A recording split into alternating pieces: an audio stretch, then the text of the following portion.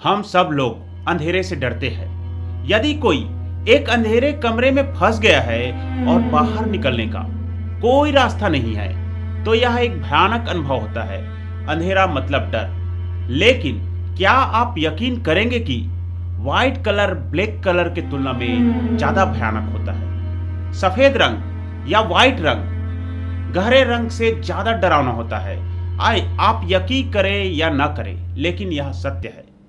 यदि आप जान ले कि व्हाइट रंग इंसानों में डर, चिंता और मानसिक परेशानी पैदा कर सकता है, तो आप समझ जाएंगे कि अंधेरे से पैदा होने वाला डर इसके सामने कुछ भी नहीं है। आपको लगता होगा सफेद रंग तो शांति का प्रतीक है, फिर यह इंसानों में डर कैसे पैदा कर सकता है?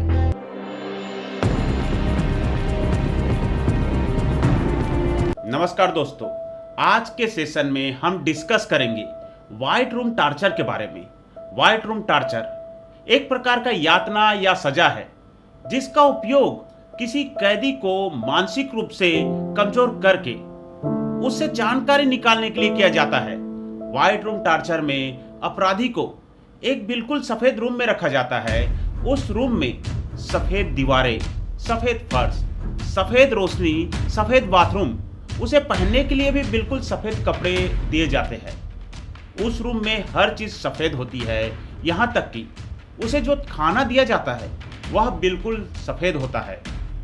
व्हाइट रूम टार्चर को समझने के पहले हमें एक इंटरव्यू को समझना होगा। ये बात है सन 2021 की और यह बात ईरान की है। ईरान के defenders of human rights centre के वाइस प्रेसिडेंट, जिनका नाम है नरगिस मोहम्मदी, को एविन जेल में किसी अपराध में बंद कर दिया गया था। इस दौरान मोहम्मदी ने 16 पूर्व कैदियों का इंटरव्यू लिया। एक कैदी कोई सामान्य कैदी नहीं थे, बल्कि ये कैदी व्हाइट रूम टार्चर का सामना कर चुके थे। इसका इन्होंने एक डॉक्यूमेंट्री भी बनाया। इस डॉक्यूमेंट्री में अधिकांश कैदियों ने कहा कि 4 दीवारें चारों तरफ, कोई प्राकृतिक रोशनी नहीं, कोई ध्वनि नहीं और कोई मानवीय संपर्क नहीं। ऐसा इन्होंने कई महीनों तक गुजारे और इसे गुजारने या बिताने के बाद इनको जो अपराध कहा गया वो अपराध इन्होंने कबूल कर लिया। भले ही उस अपराध के लिए उन्हें फांसी की सजा क्यों ना हो, इन्होंने कबूल कर लिया। ऐसे ही व्हाइट रूम टार्चर का दुरुपयोग किया जाने लगा है। व्हाइट रूम टार्चर के एक कैदी था जिनका नाम था अमीर फकरावर। उन्होंने अपने अनुभव में बताया कि व्हाइट रूम टार्चर बहरा बना देने वाला अमानवीय कार्य है। 2004 में अम्नेस्टी इंटरनेशनल द्वारा फकरावर के मामले की पहचान की गई और उसका डॉक्यूमेंट बनाया गया। अमीर फकरावर द्वारा दिए गए स्टेटमेंट के कुछ अंश इस प्रकार था। We didn't see any color, all of the cell was white, the floor was white, our clothes were white, and also the light, isto chahar hours, was white. Our food, also, was white rice. We couldn't see any color and we couldn't hear any voice.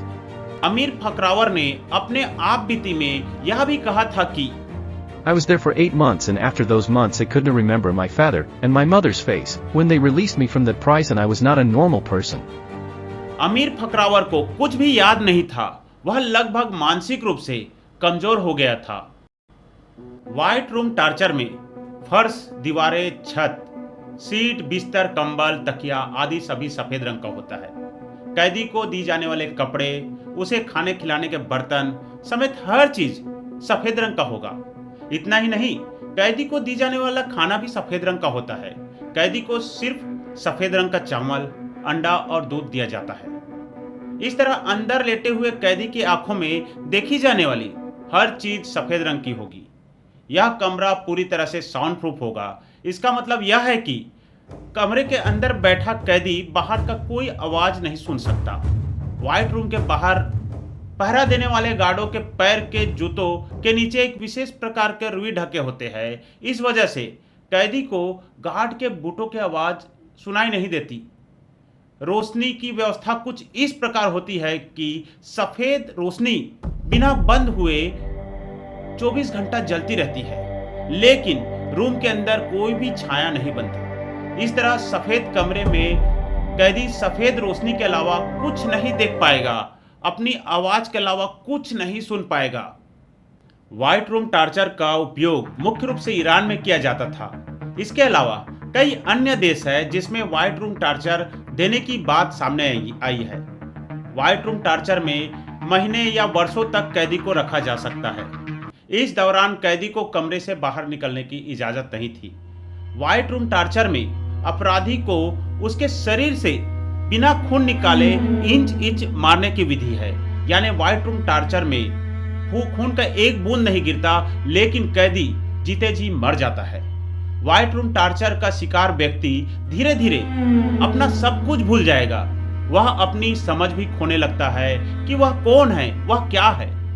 इस सजा के victim के व्यक्ति को अपने माता पिता, यहाँ तक कि अपने बच्चों का चेहरा भी याद नहीं रहेगा।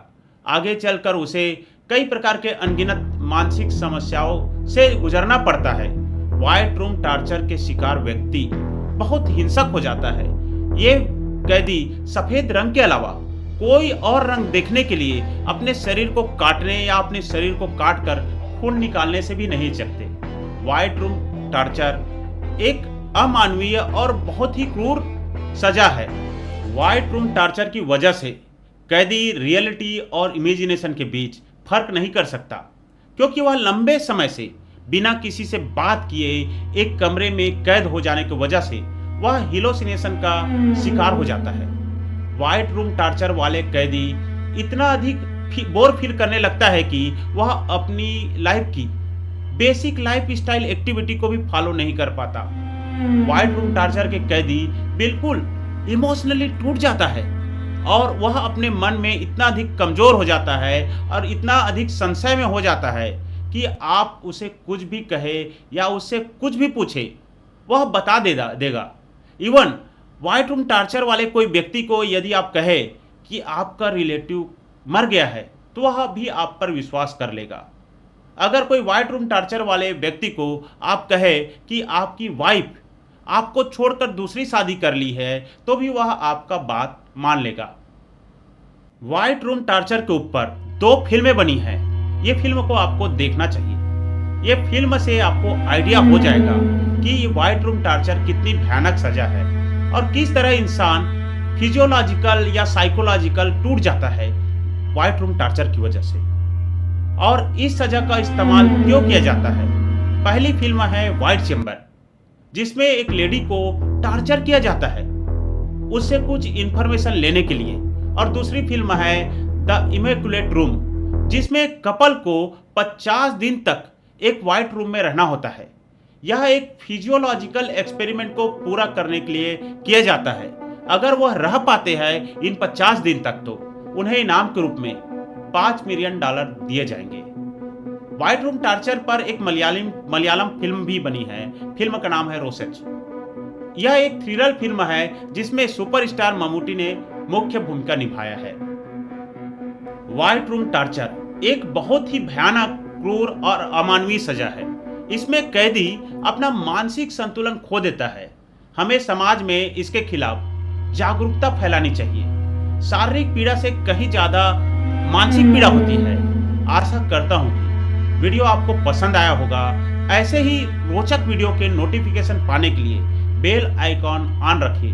जय हिंद, जय भारत।